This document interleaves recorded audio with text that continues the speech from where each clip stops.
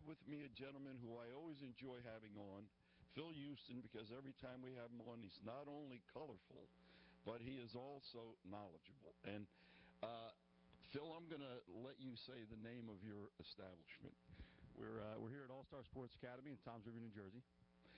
And I want to ask you this. Now, you played in what era of what you played at Donovan, right? I played Donovan right when it was still St. Joe's. In fact, Monsignor Donovan was our pastor at the time I was there. So okay. Just before the dinosaurs died. Just before? Yeah, just before. Yeah. So now here's the deal. In the 60s when I played, how come they didn't have any of this? When did this come about, what you do? So there's an interesting kind of evolution in the way things have happened, right? So it used to be that lifting weights was for those weird guys in the singlets who carried around those big kind of odd weights, like big curly Q mustaches, or for bodybuilders. So you had kind of that was the understanding, or the belief anyway, probably right up until the 70s.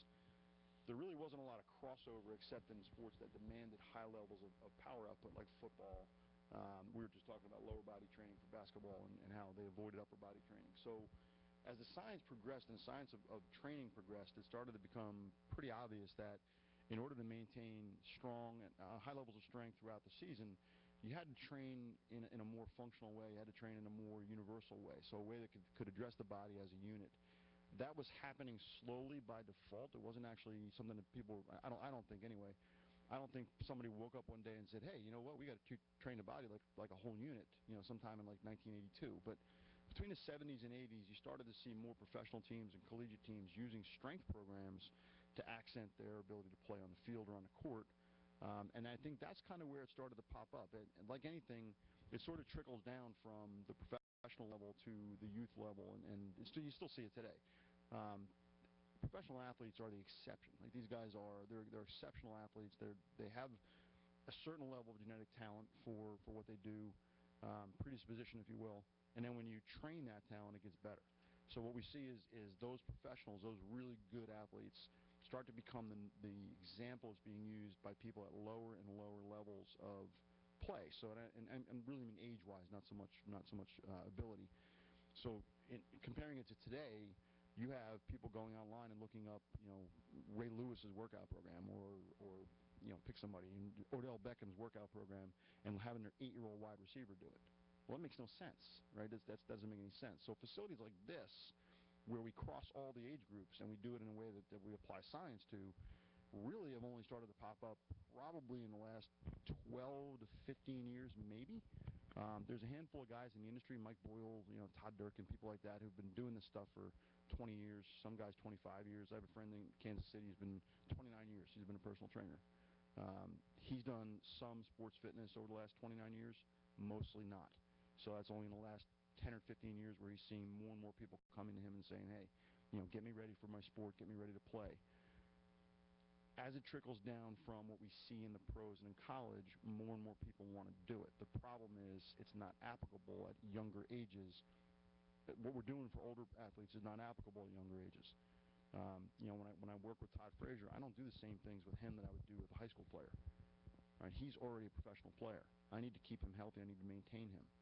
High school players trying to get there. They have a different need, right? But when you talk to them or you talk to their parents, the desire for what they want is the same thing they see the professional athletes getting and having. So I want my kid to be able to play like that. First of all, it's a very small percentage of people that can play like that. You know that. You've been there. I never got to that level. I stopped playing in college. That was kind of my level, if you will. But what we do see is these kinds of facilities offer an opportunity for players of all ages and all abilities to improve and to stay healthy, right? Which is something that in the 50s, 60s, and 70s, staying healthy after you were done playing your sport wasn't really a consideration. We were done. Yeah, getting the most out of you for that 10 or 12 years, or if you're lucky, 15, really was the goal, right? And it was almost like you guys were racehorses. When you ran your last race, they took you out back and shot you, sold you off to the glue factory. But they didn't. I mean, not really, but they just kind of let you go. That was it. Can I ask you a question? Yeah. Well, I felt the best between you and I between 29 and 31. Okay. They were my best years. But here's the thing. What would have happened in our era, 60s, your 70s, if we had this training? How much could have you improved us?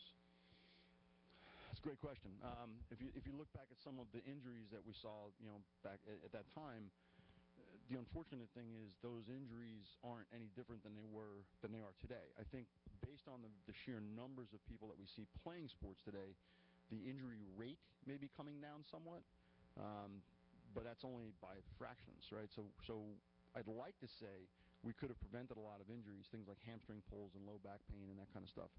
I don't know that it would have mattered as a percentage of players involved, because again, we have to get people to buy into that idea, right? If I take someone like yourself, who you get it, you understand what we do. If I take you, right, and I say to you, hey, listen, Nick, we're gonna provide you with a training program that's going to make your core stronger, and this is what your core will do, and it's going to help your jumping ability and your landing ability. We correct your landing mechanics and do all the things that we do with basketball players. You're going to be able to play for an extra 3 or 4 years. Now, in that environment, playing an extra 3 or 4 years, you can do the math and see how much you would make, but it's also something you love to do. So we can keep you in what you love to do for a longer period of time, right? Today, with pro athletes today, our job is to lengthen their career, right? Of course, we want to make them perform better, but, you take somebody like Todd, who's already, hit 35 home runs this year. I mean, that's a pretty solid year.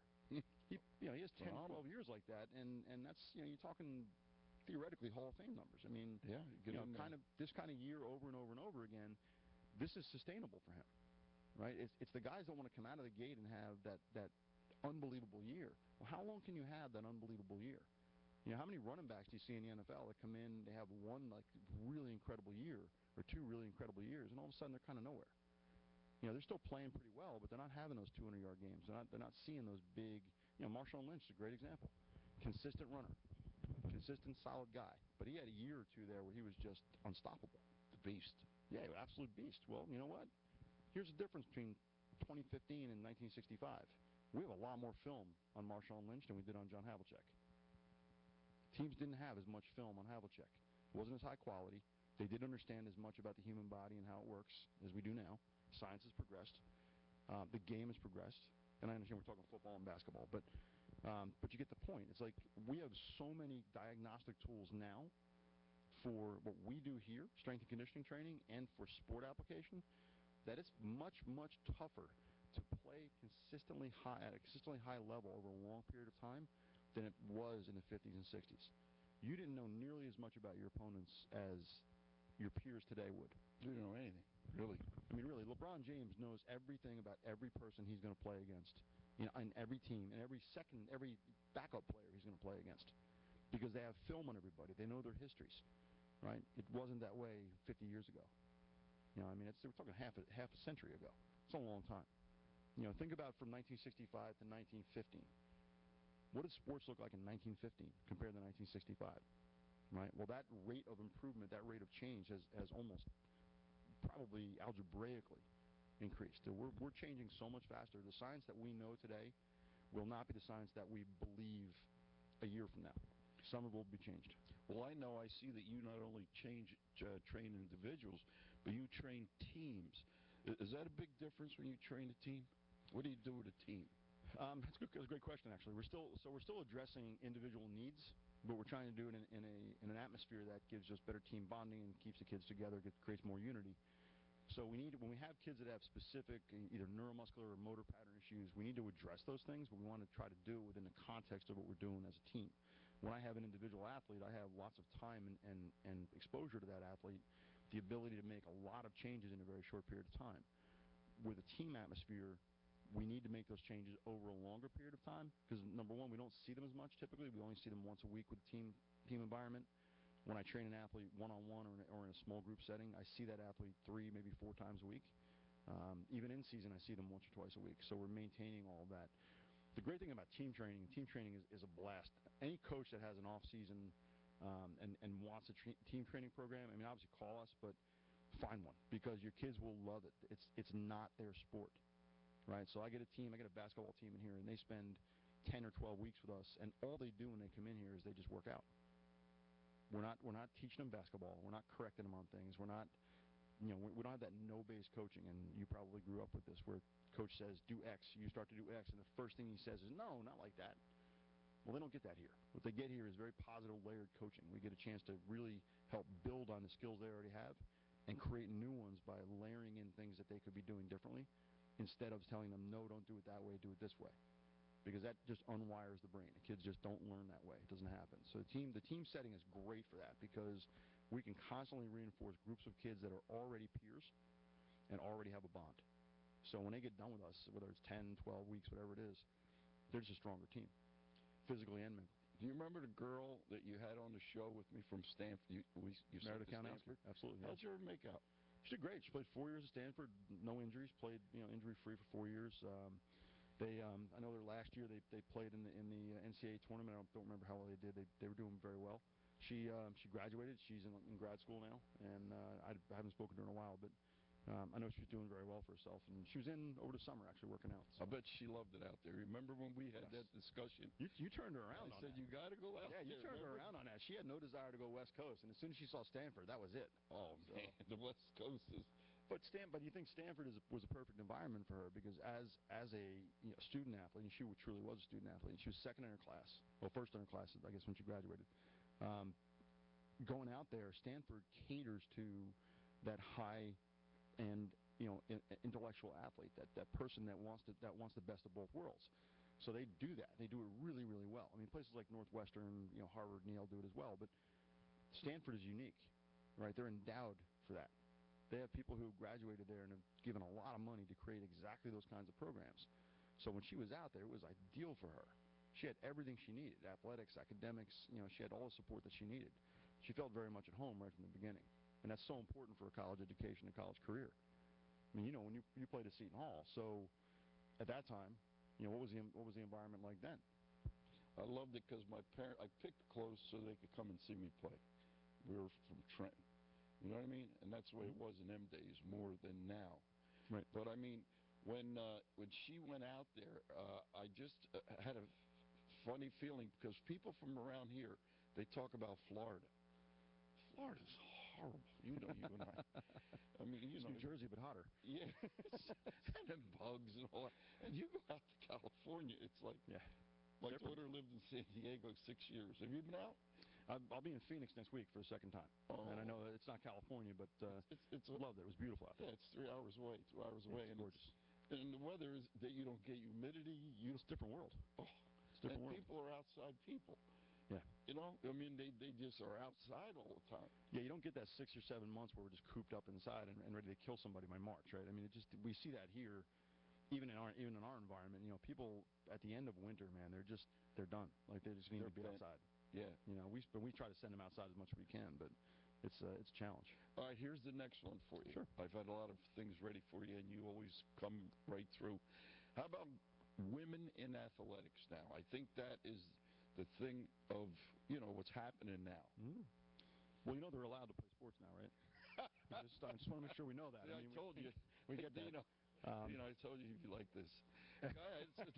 When did that take place? Title IX? Oh, gosh. I don't even remember when Title IX was. I know, because I was teaching okay. in about the 70s. Yeah, honestly, I couldn't even tell you what, and I'm glad you know, but we deal more with the aftermath of Title IX than we do with, whether it mattered or whether it was a good idea or not. I don't really care. It's irrelevant. It's in place. We need to deal with it.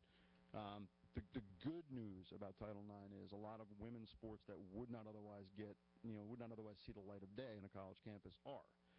The bad news about Title IX is a lot of schools are dropping established sports because they're being forced to via either lawsuit or threat of lawsuit through Title IX. So you have universities that are dropping lacrosse programs, or in some cases, and I don't remember the universities 3 years ago, actually had to drop their football program in order to fund I think it was women's golf and might have been women's tennis. I don't remember exactly what it was. And I thought to myself, this is a school that's played football for 30, 40, 50 years. I mean, who knows how long, right? And they have to drop this program because of the threat of a lawsuit over something that we ought to be able to fund anyway, right? It's the guns or butter question. Like, what do you want more, guns or butter? Yeah, both. Yes, we want both, right? We want to be able to protect ourselves and we want to be able to eat. Well, what do you want? Do you want men's sports or women's sports? Well, yes, we want both, right? Where I get myself in trouble is I come down on the concept of revenue sports. So I believe that if the University of Oregon football team can't support itself, it shouldn't exist. And that's, if you're an Oregon fan, I don't mean to irritate you. Insert school name here. I don't care. Notre Dame got a lot of crap for negotiating their own TV contract with NBC. But if you take away their sponsorships, they can pay for their own program because they negotiated their own deal, right?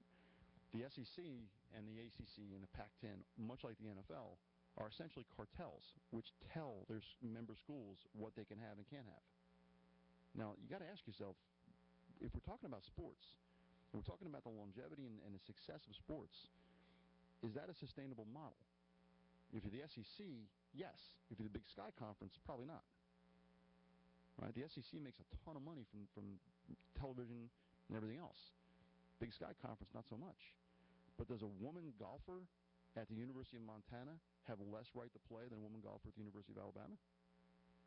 So is Title IX really working across the country, or is it just creating conflict between schools and conferences? And again, I asked the question without an opinion. I honestly don't have an opinion about Title IX. I just asked that question because if we can't ask the hard questions, we can never make positive change. Ideas should come from observation, not the other way around. What do you think about Rutgers going to the Big Ten? I think it's great for them. I really do. I think they're going to get pounded for a while. I mean, you just can't consistently play the Michigans, Michigan States, and Ohio States of the world and expect to be successful on a regular basis until you're recruiting at that level, right? But here's the kind of the catch-22. You can't recruit at the same level as Ohio State unless you're playing at that level. So even if you're getting beat 40-0, you're still playing the best team in the country. And you can bring a recruit to the sideline to watch you play the best team in the country and just hope that they don't need him as well, because if you get your butt kicked, he's going to go over there. But you can't. That's an environment you can't reproduce without being in that conference and playing those teams, right? So I think it's good. I always liked the Big East. The Big East was a great conference for basketball, but it always lagged for football, right? I mean, even when it was the Miami show and all that kind of stuff. You remember the days of St. John's and all. Yeah. Oh my gosh! I mean, these teams could play. Georgetown, St. John's. Yeah, Carnesecca, Thompson, all those guys. I mean, it was just an insane basketball environment. But other sports seem to be kind of second fiddle. So the Big Ten, and people complain about the Power 5 conferences and all that stuff. I think there's something to be said for allowing things to shake out. Again, I'll probably get myself in trouble again. I think there are too many Division I FBS teams. You do? I do. I think there's way too many. You don't need 255 Division I schools. So you see Rutgers the last two games completely sold out. Michigan State, Ohio State. Yeah, good stuff for them. That's what you're saying. It's yeah. I think the environment supports the culture and vice versa, right? So now I had somebody argue with me a couple weeks ago that Rutgers sports culture is dysfunctional. Maybe it is. But you correct that by getting rid of coaches. Get your AD out of there. And I'm not saying that should happen. I don't mean that, because honestly, I'm a Rutgers supporter. We have clients and kids going there, so I'm happy for them. But if School X has a culture problem, cultures emanate from your environment. Your environment is dictated by people. Okay? So if you have a problem with culture, the people have to go. Changing the environment will not create a functional culture. It just won't. Getting better people in there, either educating them or changing them, is what's going to make a difference. When they fired the basketball coach, it was Mike Rice, is that his name? Yeah, Mike Rice. When they fired that guy, I don't want to say I cheered, but I was actually very happy to see them take action. Because I'm sorry, that kind of coaching doesn't belong anywhere near a college court anymore. Not anymore. Not in the 21st century. No, you're 100% right. What he did was crazy. It was nuts, right? It was off the charts. I mean, who would believe he? I've coached, you've coached, we've all coached, right? You do silly stuff. You throw a ball at somebody. They're in another world, coaches. Right. But when you're consistently deriding your players and just calling them names and you're never supportive, you're never positive, you got to go. And he's throwing basketballs at them, and they had other things. I mean, you might have thrown a couple footballs. I kicked a couple basketballs, but the thing of it was, as we're saying, in this day and age, with the media and people taking pictures, like in our day and age, no one ever came to the gym. Right. We were there by ourselves. Right. And the other side of the change, right? So it's not just the media and the coverage and the exposure, right? What about what we know? So the psychology, the physiology, all these things that have become better. We've done research. We have new information. When you have new and better information and you fail to use it, you failed as a coach. right? If I have better information about how to teach a power clean or how to teach a deadlift and I don't use it, okay, I'm failing my clients, right? We apply the very latest knowledge and science that we can get our hands on where we think it's going to improve our athletes. Where we're not sure, we test it. And then we retest it, and then we retest it. And then if it works, then we use it. If it doesn't work, we hold off. But all the things that we know as coaches about coaching, I mean, I wrote a book I had a book published in April called Alchemy about coaching. Okay, and one of the things that I said. What's the name of it? I'm going to have to get it. It's called Alchemy, where the art and science collide in youth fitness. So, what I wanted to address was how many youth fitness coaches, number one, weren't making a living in the industry. So, how many people who came out of college as exercise science majors, things like that, were missing out on opportunities because they just didn't know how to coach. They knew the X's and O's. They understood, like, I can draw up a basketball play with you, all right, but you can coach it. I can't. Because you know how to coach basketball, I don't. Okay? I can learn from you and from other sources, and then maybe I'll be able to coach basketball. But what I can do is I can coach kids. Right? I know how to elicit the best out of a kid, an athlete, an adult, really anybody, by getting down to what they want and what they need. Right? And you need to be able to do that relatively quickly. So it takes a little bit of intuition, a little bit of reflexive thinking to be able to talk to a kid and see, all right, how do I get the best out of this kid right now, and how do I build on that to get the best out of him long term? But I want people to understand that, especially people in my industry, you're not going to be successful long term until you understand both sides of the coin, right? The physical side of the coin, where the training takes place, and the emotional and mental side of the coin, where really the rubber meets the road. I got a big question for you now. You're going to get this one. Shoot. How's your wife handling this season with the Steelers? Oh, man. Yeah, she'd love you, man. She likes to make left turns, too. She's so when they lost a couple weeks ago, 2 weeks ago, she swore off football for the season. That's what I do. Notre Dame, when they lose, I thought they won the last game. And then when they beat the Cardinals, I was watching part of, we watched the Red Zone. I don't know if you ever watched the Red Zone. Yeah. It's like football for people on ADD, who have ADHD. It's perfect. So they go from one game to the other. I love it. So we're watching the Red Zone, and like every 3 seconds, Pittsburgh's scoring. And all of a sudden she's happy again, and they're playing defense well and the whole thing. So now she wants to watch the game again, and this weekend she happened to be out. We didn't get a chance to see anything. I was home, she was out, and they lose to Kansas City. And the worst part of it is I told her, look, just go do what you got to do, because they're going to beat Kansas City. Kansas City's terrible. They're 1-5. I mean, I feel like I need to call Tomlin and say, listen, you're killing my wife here. You're making me crazy, right? I mean, this is the kind of thing that usually happens for me with the Giants. Usually the Steelers are pretty consistent. I'm usually watching the Giants kind of bob up and down and maybe stay head above water. But, yeah, she'll come around again. She's a Steelers fan. Well, you're going to get Big Ben back. I think you'll be 2 fine. weeks. I think probably 2 weeks. I mean, you guys really held your own, not having him. I think the Steelers played pretty well. I think, and I never thought I'd say this, I think Mike Vick made an adequate backup. If he had spent more time in the system, he probably would have been a lot better. This kid Landry Jones is going to be an NFL quarterback somewhere. He's solid, he's big, he's strong, he can play. 2 interceptions didn't help him this week, but you know what? You throw him into that situation when you need a win. That's tough for a kid who hasn't played. Well, Vic gives you he's like a pinch hitter. The only problem is with him is that them guys, as you know, that don't play all the time, they always get that crazy little injury. That hamstring. I hate that hamstring. Why does that always come up?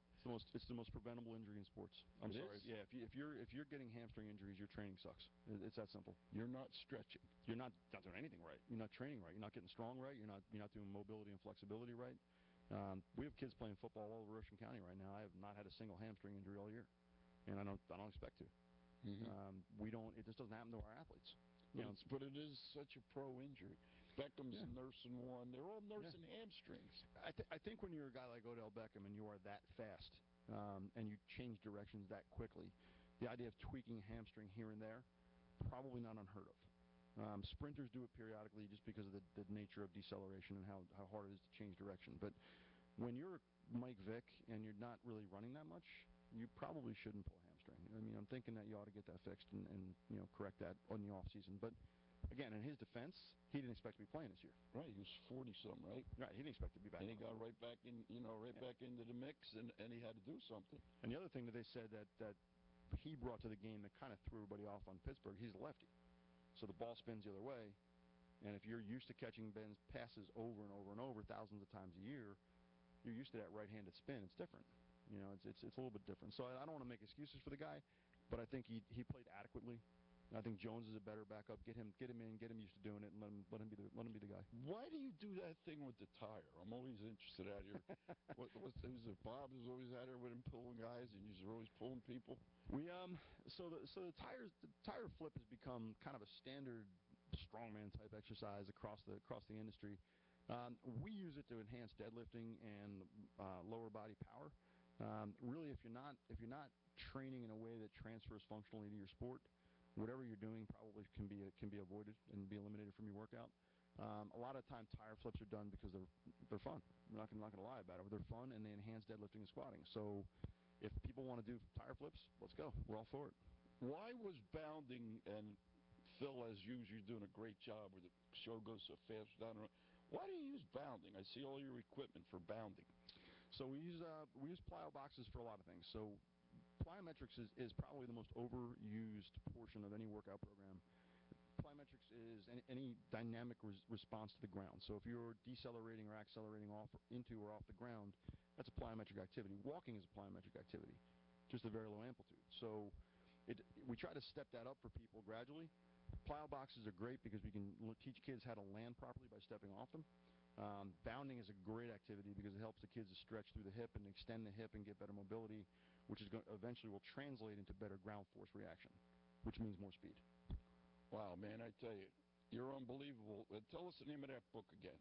The book is called Alchemy, where the art and science collide in youth fitness. And the name of your establishment? All-Star Sports Academy, right here in Toms River, New Jersey. And how would you get in touch with you? You can get on our website, allstarsportsacademynj.com, or call us at 732-597-3725. Great job again, Phil. And remember, kids, just don't go out and watch a game on television or watch it in the stands. Get over here at the All-Star Sports Academy. All-Star Sports Academy, and get in here and do some beautiful training, and, of course, stay off that alcohol and drugs. Nick, quick signing off. See you next week.